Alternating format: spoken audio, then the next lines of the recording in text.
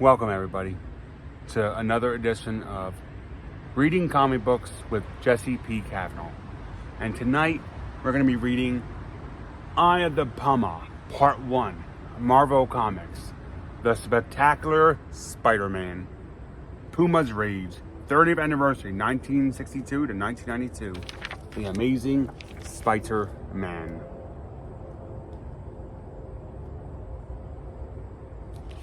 Let's get right into it.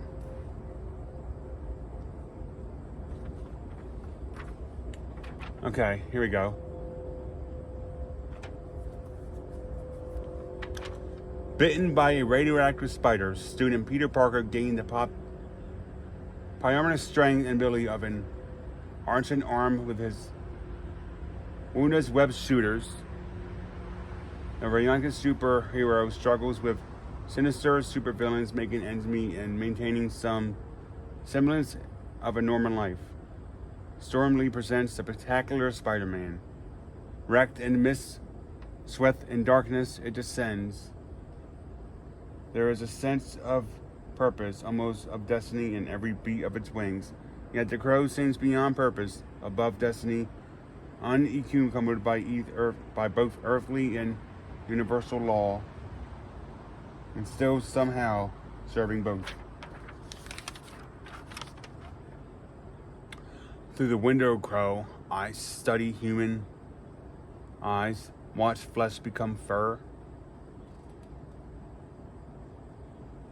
Is this part of the thing? I don't know. We're gonna get through this here.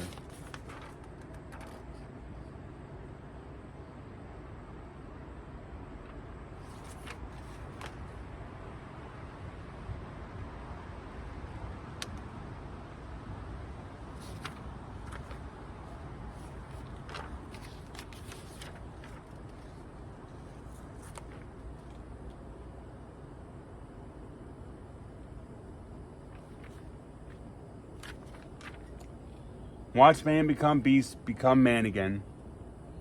The crow feels the pain in this one, the mercy of Thomas Fireheart's struggle. Calmly, sincerely, the crow listens.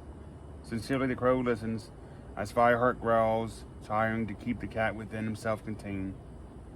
Calmly, severely, the crow listens as the cat grows back. Rawr! Senator McGuire.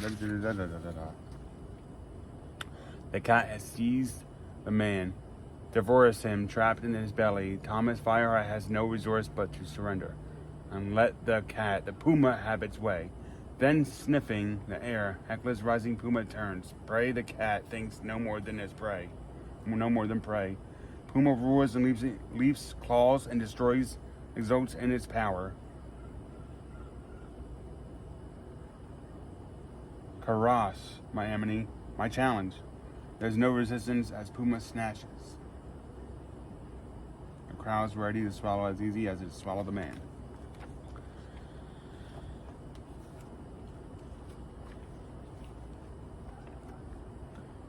Into the mystery. Click. She enters an apartment as silent and empty as tomb. Not quite the greeting she'd hoped for. When she tries the light, she reveals the bulb on the overhead is out. I knew it was going to do that, she thinks. It's been making those funny fritching sounds for days. Noticing that all the shades are down, she always hated drawn shades. They make her feel trapped, suffocated. When she was little, her mother would always be pulling them down. Don't want the neighbors looking in, and she'd be following after, snapping them up again. No crypt life for Mary Jane Watson Parker. She loves the night air, the flood of moonlight. Now all she needs after a hard day at the studio is her husband. No.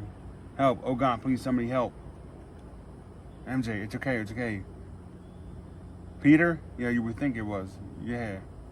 You're alright. I'm fine. I'm just fine, sweetie. When I saw you, you just looked like I thought you were dead. Peter, I thought you were dead. I'm fine, but you were doing hanging there like that. I couldn't sleep. Try watching TV, but nothing worked. It was like there were bugs crawling over me. Tried to pace around the apartment, climbing the walls, literally. To tell you the truth, I don't really remember getting up there, but I guess I was just starting to doze when you actually fell asleep like that. Not exactly. I was just drifting, you know. I guess I was sort of nowhere. Well, you scare me half to death. With everything that we've been through lately, Richard Fisk, the Vulture, Harry, most of all, I thought one of them had finally managed to, well, I'm just glad you're alright. Now come to bed, sweet man. I've had an awful day and I'm exhausted. No, I can't go to sleep now. I told you, I'm too restless. But you were just asleep, or close to it anyway. Right, till your screaming woke me up. Excuse me. I'm sorry that I came out all wrong. I'm sorry, that came out all wrong. All I meant was that I think I need to get out, be alone for a while. Alone? It's almost midnight. I left for the studio at 5 a.m. and you're telling me you haven't had enough time to yourself? Peter, what is the matter with you? These past few weeks you've been pulling away from me and nothing I do seems to... Stop it. Just stop it, okay? Okay? I've got enough on my mind without you dumping on me too. Now I'm going out and I'll come back when I feel like it. He regrets the words as soon as he says them, but he doesn't take them back. Mary Jane storms into the bathroom, making sure to slam the door with significant force.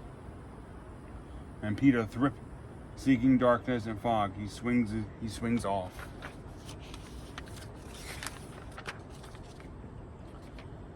Into the mystery, he has no destination in mind, just knows he has to escape. He tries desperately to push them away, but the tide only rises higher, flows more fiercely. He sees his parents in that river, miraculously and possibly back from the dead. He wants so much to believe it's really them. See Amazing Man number 365. See Amazing Spider-Man 365 Danny. But how can he outrun the incessant roar of his own thoughts, rushing through his head like a swiftly flooding river? But with all the lies, all the betrayals of these recent weeks, how can he? He sees Harry Osborn, the Green Goblin, leering at him from the river bottom. I know your secret, O.S.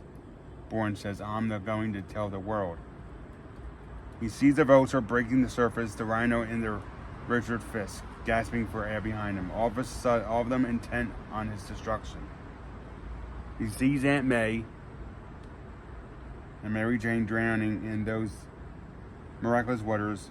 Here's the Goblin, the Vulture, and the Rhino laughing as he struggles valiantly to save them, and he wonders, how much more of this can I take? How many more threats to my privacy, family, to my privacy, my family, my very identity? How much more? Then this river washes all through away in a flood tide of rage and fear and mistrust. And the crow unnoticed.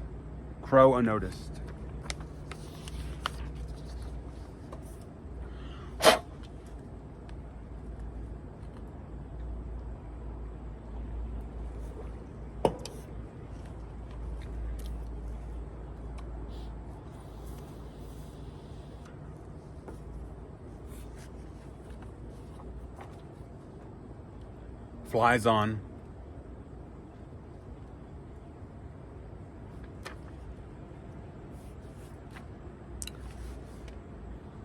Jesse Black Crow awakens, hungry and afraid. These blackouts have come and gone for years now, as had the visions and the pain and the shadow of the black bird that glides through his dreams. But the years have not brought him any closer to understanding or peace. Time slips away and he's a boy again, drinking in the dreams of a great-grandfather whose pride could not be dimmed by age, the constraints of the reservation of the humiliations of the 12th century. Dreams of dignity and equality, not just for the Navajo, but for all the Indian nations. Time slips away, and he's a man. The reservation life behind him, buried beside the long-dead grandfather. Now Jesse straddles the guiders at a construction site. Helps build towering monuments to the white world that overthrown his.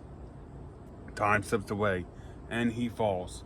20 stories, body crushed and broken, splayed there on the pavement, crippled, bleeding, in agony, begging for release.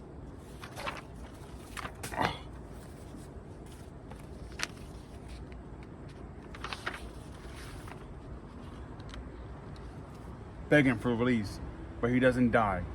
Or does he? Time slips away, and there in the hospital, he feels something in him dying. And something else, something great winged force in the deepest part of him being born. They tell him it's the fever, the shock of losing the use of his legs, but the curses them as fools. I fly, he tells them, high above the world. I commune with the greatest spirits.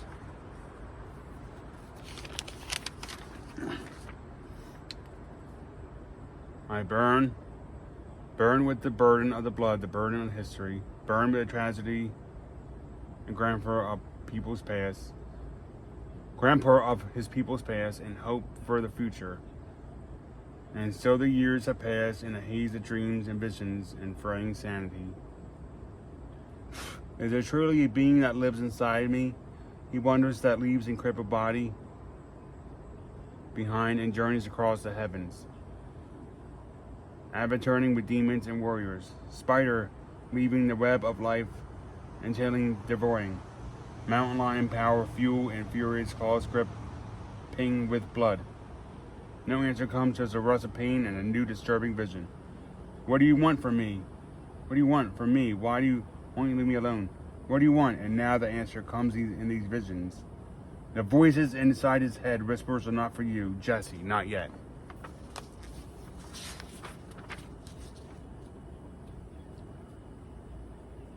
For now, they speak only to Black Crow. I am the getaway to the supernatural. I am the servant of the Earth Mother, the door between man and the Great Spirit. I guard the secrets of the creation. My ways are my own, my regions unfathomable. I am Black Crow, and I have much work to do tonight. What Fireheart wanted has to go home, rest, forget the madness for one night, but the Puma had other ideas. It wants the night, the rooftops. It wants something that can't be named, only toasted like fresh blood on the tongue. Fireheart decided not to resist fighting. He's learned these past weeks only means losing to Puma, falling down into the darkness while the cat roams free.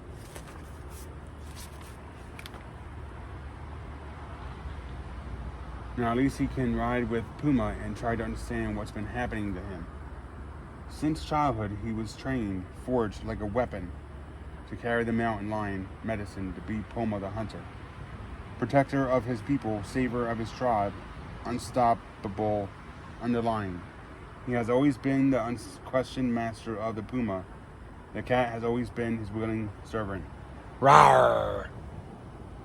Why now? Is it fighting so savory to rule him? Give it to me. Your pain, your rage. Hungra, I want it all.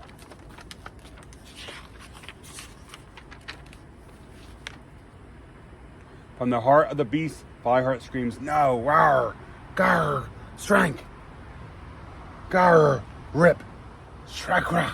Puma doesn't listen. Puma doesn't listen.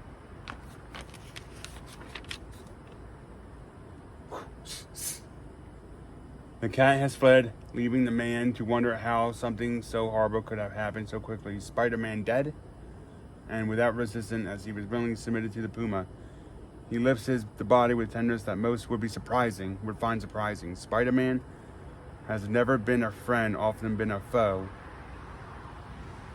There would There were times where Fireheart would have rejoiced at the sight of his enemy's broken course.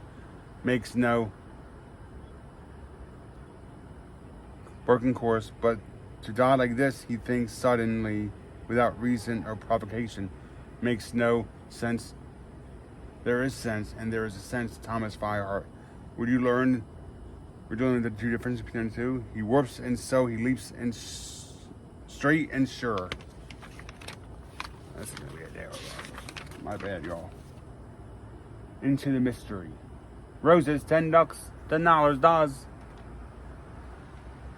He's had some time to cool off, get some perspective. He'll feel some healthy remorse for the way he's been treating his wife.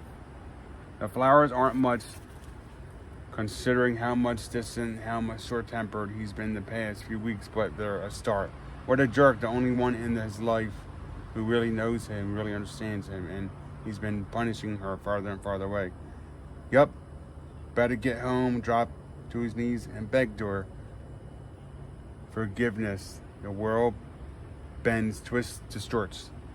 10,000 voices, whispers all around him, full of hate and fear and prayers for his death.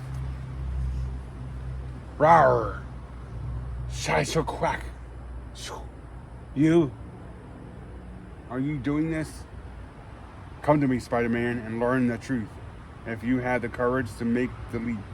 Voices, eyes, hating, fearing, plotting, cursing. Puma! I don't know what your game is, but you picked the wrong time to... Puma! Ha ha ha ha! The world laughs at you, Spider-Man, whispers, watches. But most of all, laughs. Ha ha ha ha ha ha! Shut up! Kachook!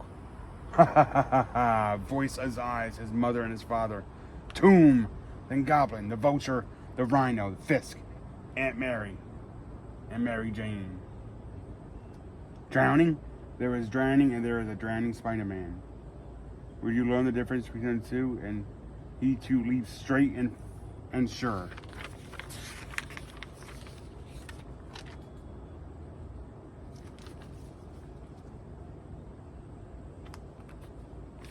Another inside, yeah.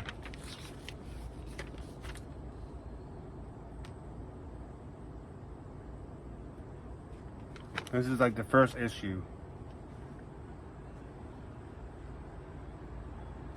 This is the first issue. But yeah. Thank you, everybody. Stay tuned.